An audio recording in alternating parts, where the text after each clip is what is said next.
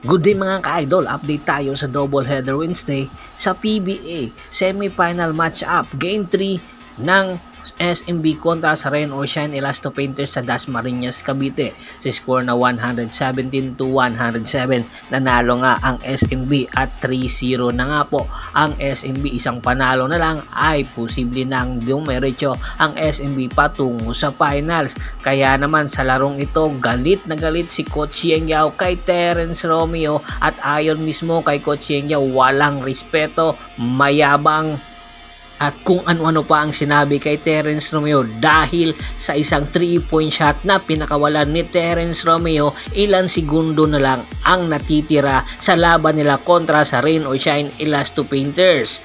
Kaya naman inaasahan mainit na bakbakan ang Game 4. Samantala, sa second game naman, Barangay Ginebra San Miguel kontra sa Meralco Bolts. Mainit din na laban. Score 87-80. Nanalo ang Meralco Bolts. 2-1 na po ang kanilang standing. At dalawang panalo na lang, dire-diretso na sila patungo sa finals.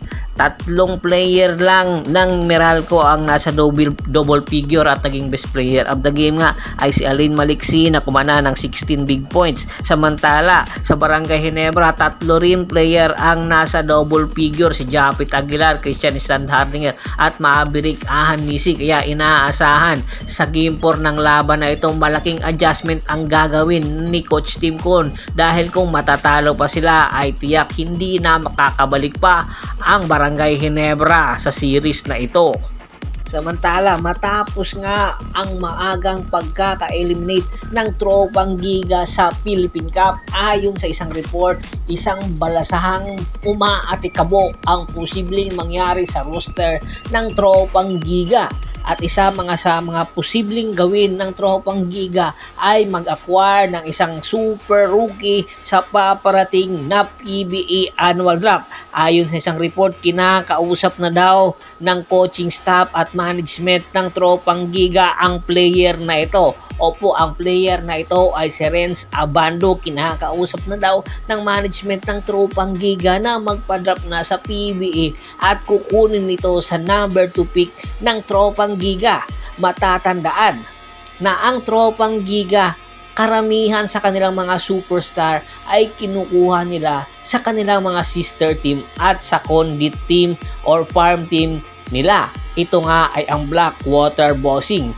Ang Blackwater Bossing nagmamay-ari ngayon paparating na PBA annual draft sa number 2 pick.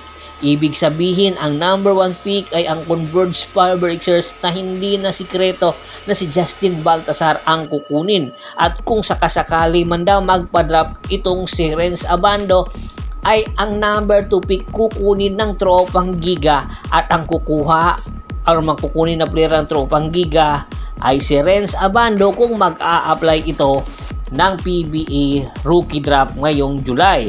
Dahil kinakausap na nga ng management ng tropang Giga, ina-adok daw ito ng 2 million pesos para magpalista na ng kanyang pangalan sa paparating na PBA draft at ang tropang Giga na ang bahala sa Blackwater Bossing kung paanong paraan makukuha ng tropang Giga ang number 2 pick. Dahil alam naman natin na ang tropang Giga at ang Blackwater Bossing ay magkasundo pagdating sa trade negotiation.